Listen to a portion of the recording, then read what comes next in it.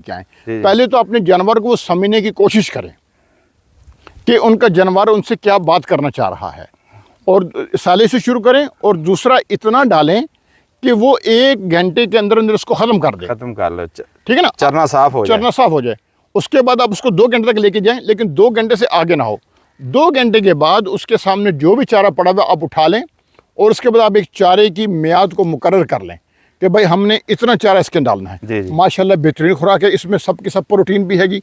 तो दाना जो है, दाना आप उसमें भेड़ों को अगर आपने डालना है तो उस पर लेके आना है, तो आप जो है उसको लेके आए जब ये प्रेग्नेंट हो जाए और ये बच्चा देने से 2 माह पहले। जी। तो उसके लिए क्या होगा कि भाई इनकी जो एक्स्ट्रा जो इनकी जो हो रही है, अपना जो ज़ाया हो रही है तवानाई, वो उससे कवर हो जाए। दूसरी बात मैं ये कहना चाहूँगा कि आप जो है भेड़ों के लिए एक चीज़ पे काम करें और उसको समझने की कोशिश करें कि इनके लिए जो गंदम है वो दाने से ज़्यादा मुफीद है, लेकिन गंदम डालने का एक तरीका है। अस्सलाम वालेकुम, उम्मीद है मेरे तमाम दोस्त खैरियत से होंगे। बड़े दोस्त मुझे फ़ोन करते हैं। पहले तो मैं सब लोगों का शुक्रिया अदा करता हूं, जितने मेरे फॉलोअर्स और जितने मेरे भाई दुम्बा पाल हैं, सब का मैं शुक्रिया अदा करता हूं कि वो मुझे बड़ी मोहब्बत की निगाह से देखते हैं और बड़ी कदर करते हैं। सब लोगों का बहुत शुक्रिया। बहुत दोस्त ये फ़ोन करते हैं कि हमें सिर्फ गबन जानवर चाहिए। तुर्की दुम्बी के हवाले से बात कर रहे हैं। तो आज मैंने पहले भी मैंने ये फार्म देखा हुआ है, लेकिन आज मैं फिर हाज़िर हुआ है इधर हाजी साहब के पास। हाजी साहब किसी तारफ़ के मुहताज नहीं दुम्बा फार्मिंग में, क्योंकि माशाल्लाह बहुत सारे लोग इनको दुम्बा फार्मर के लिहाज से जानते हैं। तो मैं आज इधर आया हूँ। मैं आपको गबन भेड़ें दिखाऊंगा इंशाल्लाह ताला। 4 महीने की गबन होंगी और प्योर गारंटी होगी, और वो भी आपको दिखाएंगे और आपको रेट भी बताएंगे। तो मिलते हैं हाजी साहब से। अस्सलाम वालेकुम हाजी साहब। वालेकुम सलाम वरहमतुल्लाहि वबरकातुहू। क्या हाल है सब? अल्हम्दुलिल्लाह ठीक है, बिल्कुल। आप सुनाएं कैसे हैं? माशाल्लाह कैसी जारी फार्मिंग आपकी? माशाल्लाह बहुत अच्छी। आपका शुक्रिया अदा करना है, उसके बाद आपके जो नाजरीन है, देखने वाले हैं, चाहने वाले हैं, प्यार करने वाले हैं, उनका शुक्रिया अदा करना है। उन सबको भी अस्सलाम वालेकुम। उन्होंने पहली वीडियो माशाल्लाह इतनी लाइक करी, और जो कुर्बानी पे जानवर हमने तैयार करके भेजे थे माशाल्लाह उसका बहुत अच्छा हमें रिज़ल्ट मिला, और उसके लिए आप सबका भी शुक्रिया। अल्लाह पाक की मदद उसमें शामिल थी। हर हाल में अल्लाह पाक की मदद हमें चाहिए, उसी की मदद की ज़रूरत है हमें। और मेरे दोस्तों और भाइयों, नबील भाई जो हैं आज हमारे पास तशरीफ़ लाए हैं। पहले हमने उनको बुलाया था, आज ये ख़ुद मिलने के लिए आगे, हमारे लिए बड़ी इज़्ज़त की बात है कि। और मेरे दोस्तों भाई, हम उससे पहले आपको थोड़ी सी कारगुजारी दे दें कि वो जो पहला हमने जो माल तैयार किया था कुर्बानी के लिए, अल्हम्दुलिल्लाह हमने तकरीबन जो है वो 200 जानवर तैयार किया था।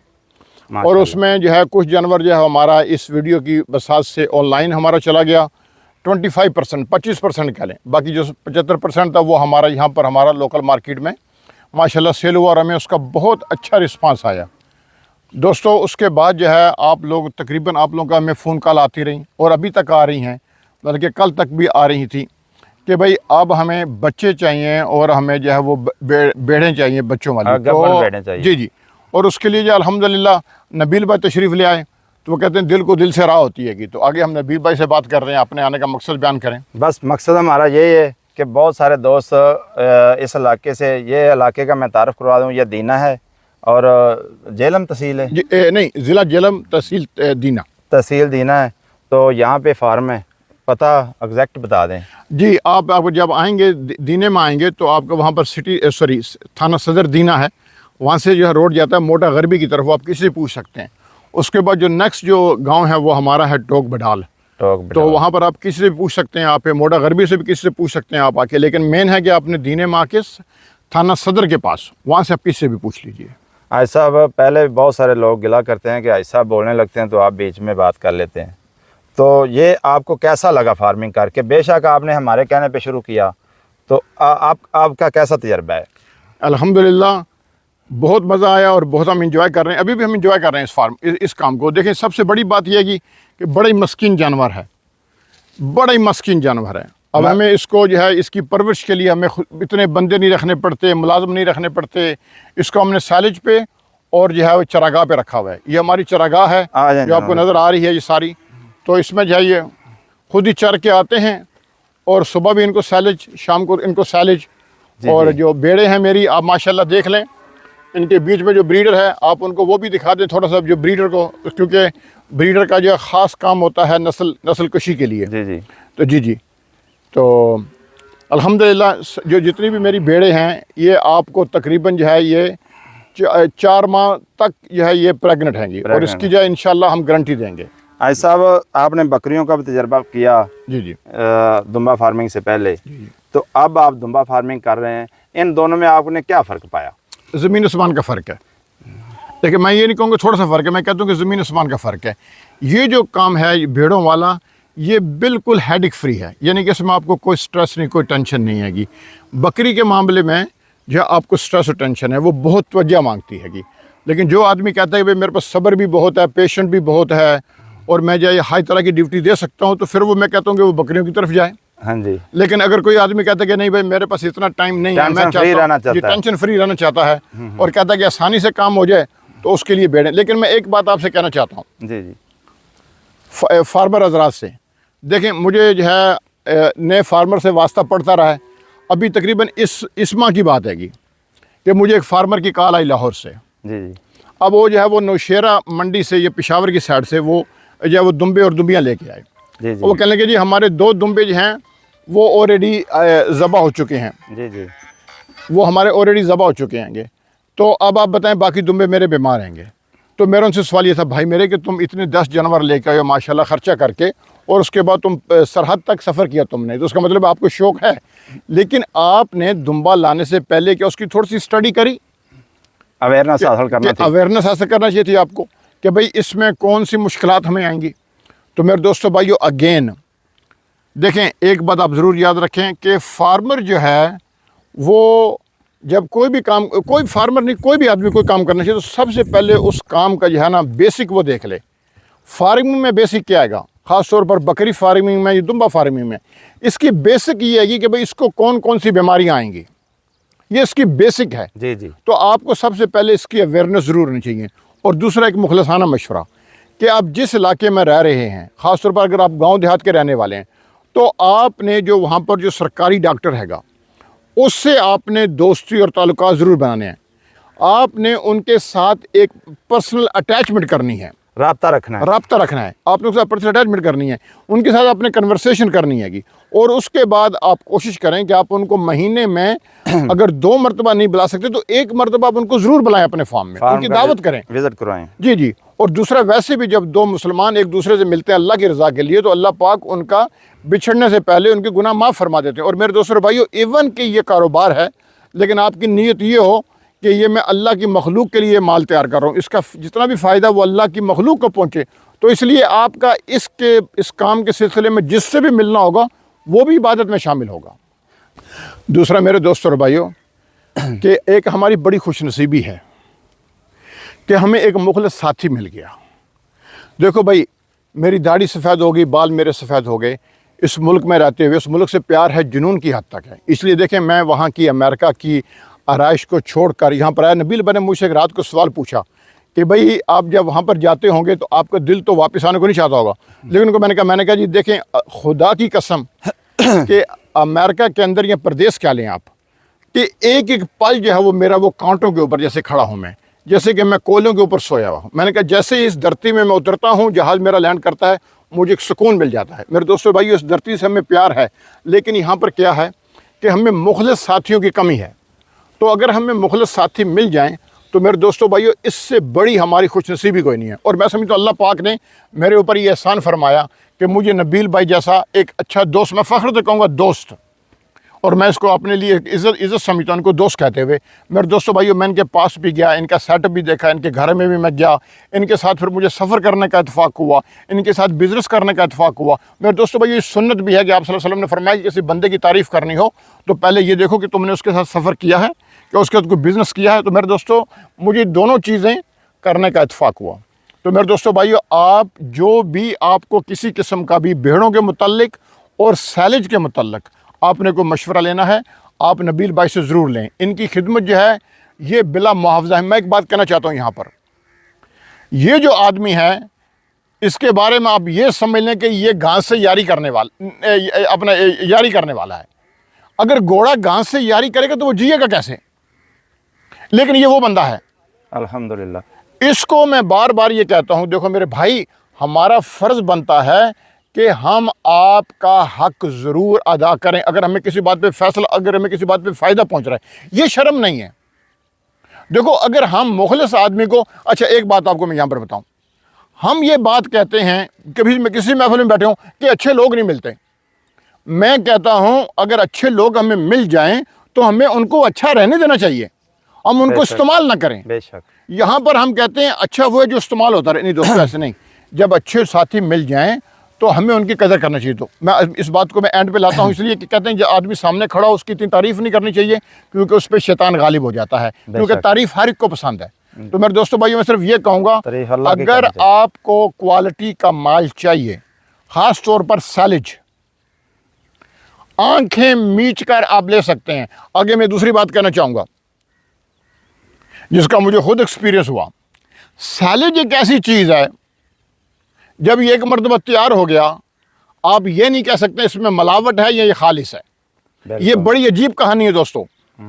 कैसे? अच्छा सैलेज जो है, अगर उसका दाना बिल्कुल चाप हो गया, आप कहोगे भाई हमें तो कहीं दाना नज़र ही नहीं आ रहा, जी जी, तो ये तो सैलेज हाई 2 नंबर है। अच्छा जी, ठीक हो गया।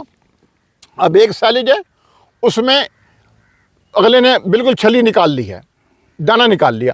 अब उसने पूरा सैलेज बनाने के बाद मक्की खरीदी और उसके ऊपर छट्टा दे दिया, बारिश कर दी, उसको कर दिया। हमने कहा जी देखें जी, ये सैलेज तो ऐसा है कि इसमें तो दाना क्रश ही नहीं हुआ, तो हम किसी बात पे भी खुश नहीं है। तो इसका मतलब ये हुआ कि जो सैलेज आप बनवाएं वो एक जानने वाले से बनवाएं और उस पर ट्रस्ट करें, मतलब अल्लाह को हाजिर नाज़र जानते हुए कि भाई ठीक है हमें दे दिया, उसमें अल्लाह पाक वैसे भी बरकत डाल देंगे। अगर उसमें बेईमानी भी हुई है, लेकिन अगर हमने कह दिया कि नहीं हमें अल्लाह की रज़ा के लिए जो है ये मुझे मंजूर हैगा, तो अल्लाह पाक उसमें खुद ब खुद हमारी मदद साबित कर देंगे। तो मेरे दोस्तों और भाइयों, सैलेज के लिए मेरा ये भाई हाजिर है। क्वालिटी की चीज़ मिलेगी, अगर थोड़ी सी महंगी मिलती है तो उसको हम बर्दाश्त कर लें, क्योंकि अगर हम 10 लाख रुपया एक 2 नंबर चीज़ पर लगा देंगे, मिलावट वाली चीज़ पर लगा देंगे, तो हमारा पूरे का पूरा नुकसान हो गया। अगर इसमें अगर हमारा लाख रुपया ज़्यादा लगता है, 2 लाख रुपया ज़्यादा लगता है, अगर हम शिपमेंट मंगवा रहे हैं, तो मेरे दोस्तों भाई इसमें हमारा फ़ायदा है। नबील भाई, तीसरा सवाल, एक तो मैं माजरत भाई साहब ने थोड़ी सी ज़्यादा तारीफ़ कर दी, मैं इस लायक नहीं हूँ, मुझे माफ़ करना। अल्लाह की तारीफ़ है, बंदे की कोई तारीफ़ नहीं है। अल्लाह नेक अमल करने की तौफीक अता फरमाए। मैं ये सवाल करना चाह रहा हूँ आपसे, आपने पहले कुर्बानी वाले जानवर तैयार करके बेचे, नर दुम्बे, अभी आप मुझे बता रहे हैं कि मैंने गब्बन भेड़ें बेचनी है जी, ये आपका दूसरा मरला आ गया है। जी जी, तीसरे मरहले में आप मुझे ये बता रहे हैं कि मैं जो लोग कुर्बानी के लिए जानवर पालना चाह रहे हैं, जी जी, अभी क्योंकि कुर्बानी में टाइम पड़ा है, जी, तो वो भी मेरे पास दुम्बे हैं, लोग खरीद सकते हैं। जी बिल्कुल, ये तीसरे मरहले वाली बात हम दूसरी सेशन में करते हैं। ठीक है। अभी आपने ये दूसरा मरहला भी देख लिया, तो आपने कैसा पाया फार्मिंग को? माशाल्लाह जी मेरे दोस्तों, अभी जो भाई ने बात करी, देखें ये जो भेड़ों का काम है ना, ये पैशन है। इसको अगर हम पैशन के तौर पर लेंगे तो इसको फिर हम इंजॉय करेंगे और इसको हम सही करने का, सही तरीके से काम करने का हमें मौका मिलेगा। भाई देखें, इस बात को मैं आगे जाने से पहले एक बात करूंगा कि भाई देखें, हमारे साथ जो कैमरामैन हैं, ये इनका नाम है भाई असगर, और बड़े ही ये प्यारी चीज़ है, बहुत ही प्यारी चीज़ है। और मैंने इनके लिए स्पेशल रिक्वेस्ट करी थी नबील भाई से कि जब भी आपने जेलम में आना तो असगर भाई को ज़रूर लेके आना है। जी जी, देखें भाई, उसके पीछे ख़ास वजह है। जी जी, भाई जब हम कसूर में गए थे तो ये असगर भाई की काविशों का नतीजा था कि हमें बेहतरीन फलूदा वहाँ पर खाने को मिला है जी, और इन्होंने हमें पूरा अंदर से खिलाया इन्होंने। देखिए आपके ऊपर होता तो ये काम शायद ना होता। मैं तो सिर्फ सैलेज और मक्की दे सकते थे आप ना। आम फार्मर जब इनको खरीदे तो उनके लिए आपकी क्या हदायत है कि वो सैलेज से शुरू करे, दाने से शुरू करे, वनडे से शुरू करे, क्या करना चाहिए उसे? देखें, जब नया एक फार्मर शुरू कर रहे हैं तो मैं तो कहता हूँ कि सबसे पहले देखें, फार्मर के लिए एक चीज़ का तो होना बहुत ज़रूरी है, बेहतरीन है कि वो शुरू में जो है ये सैलेज को इस्तेमाल कराएं, दाने वगैरह को ना लेके आएँ। पहले तो अपने जानवर को वो समझने की कोशिश करें कि उनका जानवर उनसे क्या बात करना चाह रहा है, और सैलेज से शुरू करें। और दूसरा, इतना डालें कि वो 1 घंटे के अंदर अंदर उसको ख़त्म कर लो, ठीक है ना, चरना साफ हो जाए। उसके बाद आप उसको 2 घंटे तक लेके जाएं, लेकिन 2 घंटे से आगे ना हो। 2 घंटे के बाद उसके सामने जो भी चारा पड़ा हुआ आप उठा लें, और उसके बाद आप एक चारे की मियाद को मुकर्रर कर लें कि भाई हमने इतना चारा इसके डालना है। माशाल्लाह बेहतरीन खुराक है, इसमें सब की सब प्रोटीन भी हैगी। तो दाना जो है, दाना आप उसमें भेड़ों को अगर आपने डालना है तो उस पर लेके आना है, तो आप जो है उसको लेके आए जब ये प्रेगनेंट हो जाए और ये बच्चा देने से 2 माह पहले। जी जी, तो उसके लिए क्या होगा कि भाई इनकी जो एक्स्ट्रा जो इनकी जो हो रही है, अपना जो ज़ाया हो रही है तवानाई, वो उससे कवर हो जाए। दूसरी बात मैं ये कहना चाहूँगा कि आप जो है भेड़ों के लिए एक चीज़ पे काम करें और उसको समझने की कोशिश करें कि इनके लिए जो गंदम है वो दाने से ज़्यादा मुफीद है, लेकिन गंदम डालने का एक तरीका है कि गंदम जो आपने इनको डालनी है ये आपने इनको उबाल कर डालनी है और बिल इतनी उबाल देनी है कि आप उसको हाथ लगाएं और वो दाना पिचक जाए। जी जी। सूखी गंदम नहीं इनको डालनी है आपने, कुछ भी हो जाए वो इनके लिए बिल्कुल एक बहुत ही ख़तरनाक चीज़ है, इनको आफरा हो जाने का डर आएगा, खतरा उसमें। तो उसको आप शुरू कर दें। अगर आपके पास छोटा सेटअप है तो फिर वो आपके लिए बहुत ईजी है। उसको आप रात को भिगो दें, सुबह तक भिगोनी रहने दें, और जो है उसके बाद आप इसको जो है सुबह उबाल कर हल्की सी आंच में, उसमें आपकी इतनी वो खर्चा भी नहीं आएगा उसको उबालने के लिए, तो आप इनको खिलाएं। और इसको पहले शुरू करें आप आधा पाव से, और उसको आप 1 पाव तक लेके जाएं, मैक्सिमम इसको आप 1.5 पाव तक रखें, उससे आगे ना बढ़ाएं। भेड़ के लिए माशाल्लाह बहुत अच्छी हैगी। और दूसरे मेरे दोस्तों भाई, आप देखें अल्हम्दुलिल्लाह कि जो भेड़ें हैंगी हमारी ये नज़र आ रही हैं आपके सामने, ये देखें, ये सामने भेड़ें हमारी जा रही हैं सारी, देखें माशाल्लाह अल्हम्दुलिल्लाह तैयार हैं ये देखें हमारी सारी भेड़ें माशाल्लाह। और इनमें जो है ना ब्रीडर, एक मरतबा असगर भाई ब्रीडर को ज़रूर दिखाइए, क्योंकि ब्रीडर जो है वो इन सब चीज़ की जान होती है जी। ये ब्रीडर है, ये हमारा, ये देख लीजिए, ये ब्रीडर है हमारा, ये जा रहा हमारा ब्रीडर जी।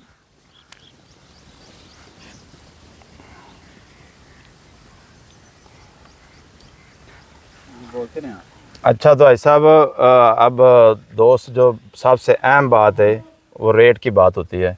वैसे भी दोस्त मुझे डांटते हैं, मेरे फॉलोअर डांटते हैं, आप ऐसा बात करने तो बीच में बोलते हैं, तो अभी रेट बताएं, बात लंबी होगी अपनी। ठीक है, देखिए भाई बड़ा ही सिंपल सा रेट है, और हम बात करें, देखिए हम भी यहाँ पर एक बात आपसे वाजा कर दें। जी जी। और वो बात ऐसे अपने मुंह से कहते हुए अच्छी लगती है कि हमने इस काम को प्रॉफिट के लिए नहीं, मैंने इसको शौक के लिए शुरू किया है। देखें, मैं एक आम जो लागत है, एक आम जो मतलब भेड़ की कीमत हुई, उससे भी मैं ना होने वाली बात कर रहा हूँ। देखिए इसकी जो प्राइस होगी ये 65,000 से लेकर 75,000 तक गब्बन भेड़ की, और 4 माह से ये सारी की सारी ऊपर प्रेग्नेंट है। आप ये देख लें, अगर आप मार्केट पे जाएं, किसी फार्म पे जाएं, तो आपको 2 लाख का वो बच्चा दे रहे हैं, 1.5 लाख का बच्चा दे रहे हैं, 1 लाख का बच्चा दे रहे हैं। आप खुद वो वीडियो देख चुके हैं। तो आप ये देखें, करेगा एक फार्मर आपको सिर्फ 1.5 लाख का 2 लाख का बच्चा दे रहा है, और यहाँ पर हम आपको एक यंग, अच्छा दूसरी बात जो मोस्ट इम्पोर्टेंट है, भेड़ खाली निकलती है वो तो एब्सोल्युटली कि वो एक तरफ आ जाए हमारे पास भेड़ लेके आ जाए, हम उसके जवाबदार हैं। लेकिन ये सबसे इम्पोर्टेंट बात है कि ये सारी की सारी फर्स्ट टाइमर हैं, ये पहली मरतबा माँ बनने वाली हैं। इसमें से कोई भेड़ भी ऐसी नहीं होगी जो कि दूसरे टाइम पे वो हैं। लेकिन मेरे पास टोटल 7 भेड़े ने एक्चुअली बच्चे दिए थे, उसमें से अगर कोई प्रेगनेंट अभी हो गई है तो मैं उसकी नहीं बात करता हूँ। लेकिन मेरे पास जितनी भी भेड़ें हैं जी, इसके अलावा सारी की सारी फर्स्ट टाइमर हैं। तो आप ये समझ लें कि इसमें यह भी नहीं है कि भाई आपको जो भेड़ मिल रही है, इनकी उम्र तकरीबन 1.5 साल के अंदर ही है। जी बिल्कुल, जी जी। सारी की सारी भेड़ें जो वो 1.5 साल के अंदर की हैं जी। तो दोस्तों, सब लोग जानते हैं कि जो पंजाबी में हम उसको कहते हैं लवा माल, लवे मवेशी, लवे जानवर, लवे कहते हैं जिनकी उम्रें कम होती हैं, जो पंजाबी समझने वाली बात है, लोग समझते हैं। ये थोड़ी उम्रों वाले जानवर हैं, इनको आप 4 सूबे, 5 सूबे, 6 सूबे, 10 सूबे तक भी भेड़ चल जाती है, तो आप ले सकते हैं इनसे। ये कोई बूढ़ा माल नहीं है ये, और ये बिल्कुल महंगा भी नहीं है, बिल्कुल सस्ता है। इतने का बच्चा मंडी में मिलता है, 65-70 हज़ार का अच्छा बच्चा मिलता है सफ़ेद रंग का तलागंग मंडी से। लेकिन इन्होंने पहले बच्चे पैदा करवाए, फिर उसके बाद उनकी संभाई की, फिर उसके बाद प्रेग्नेंट हुई, फिर अभी 4 माह की प्रेग्नेंट हो गई हैं। तो 65,000 से लेकर 75,000 तक कोई ज़्यादा रेट नहीं है, आप ख़रीद सकते हैं। ये लूट सेल है बिल्कुल। अगर हमारी वजह से हमें फ़ोन करके या हम भाई साहब को कह देते हैं ये हमारा जानने वाले हैं, इनको इतने जानवर दे दें, उनमें अगर कोई खाली भेड़ निकलती है तो उसका अल्हम्दुलिल्लाह मैं ज़िम्मेदार होऊंगा, भाई साहब इंशाल्लाह उनके ज़िम्मेदार होंगे। खाली निकला आती है तो जी बिल्कुल बिल्कुल। और रेट में भी इंशाल्लाह ताला ज़रूर उनके लिए थोड़ी बहुत ज़रूर किराया बड़ा कंसेशन होनी चाहिए। देखें, नबील भाई के रेफरेंस से कोई आदमी भी आ रहा है और वो कहता है जी मुझे एक लाट चाहिए, लाट का मुराद है कि भी कम से कम मुझे 10-15 भेड़ों की लाट चाहिए, तो इंशाल्लाह हम उसके अंदर उसको ज़रूर जो है वो गुंजाइश रखेंगे इंशाल्लाह। तो वैसे दोस्तों, पहले भी माशाल्लाह भाई साहब ने जो रेट बता दिया, मैं सोच रहा था ये लाख से कम नहीं बताएंगे, मेरे ख्याल में ये था, लेकिन इन्होंने तो माशाल्लाह एक सेल लगा दी है, तो बिल्कुल अपना मुनाफा कम रखा है। तो ऐसे ही ऐसा देखें भाई, बात यह है कि जो आपने जो और हम दोनों ने मिलकर एक काविश शुरू की है, आपको नजर आ रहा है ये बच्चा, एक कोशिश शुरू की है जी जी, कि भाई फार्मर को जो है प्रमोट किया जाए, जी जी तो उसको जो प्रमोट तब भी होगा जब उसको एक रीज़नेबल प्राइस मिलेगी। जी। तो अगर उसको रीजनेबल प्राइस नहीं मिलेगी तो उसको कैसे प्रमोट होगा, वो कैसे आगे मतलब बढ़ सकता है? बिल्कुल सही। अभी ये खा के थक कर के बैठ गए हैं, घास आप देख रहे हैं तो ये बिल्कुल ये पुर हो गई हैं अभी। लो जी, ये आप जानवर यहाँ से ख़रीद सकते हैं, बिला झिझक ख़रीद सकते हैं, कोई परेशानी वाली बात नहीं। सीधा फार्म पे आएँ और सौदा करें, पसंद करें, भेड़ें या 10 भेड़ें मुझे चाहिए उसको अलहदा करें और उनके पैसे अदा करें, यहाँ से ले जाएं। ये मंडी वाले जानवर नहीं है, ये धोखे वाले जानवर नहीं है, इन्होंने बेसन वाला आटे वाला पानी नहीं पिया होगा, ये इंशाल्लाह फार्म के जानवर हैं। बिल्कुल, जो भेड़ों का काम नहीं करता, जो तुर्की दुम्बे का काम नहीं जानता, वो भी जब आएंगे इधर साहब से मिलेंगे तो यकीनन वो इनसे मिलकर ही खुश हो जाएंगे इंशाल्लाह ताला। ये माशाल्लाह बड़े मेहमान नवाज हैं। अभी भी मैं पहले भी इधर आता रहता हूँ, कल भी मैं आया हूँ, परसों भी माशाल्लाह सवैयाँ भी साहब खिलाते हैं। साहब बहुत शुक्रिया आपका, अल्लाह पाक आपको जज़ाए खैर दे। तो मिलते हैं इंशाल्लाह नेक्स्ट सेशन में, तब तक अल्लाह हाफ़िज़।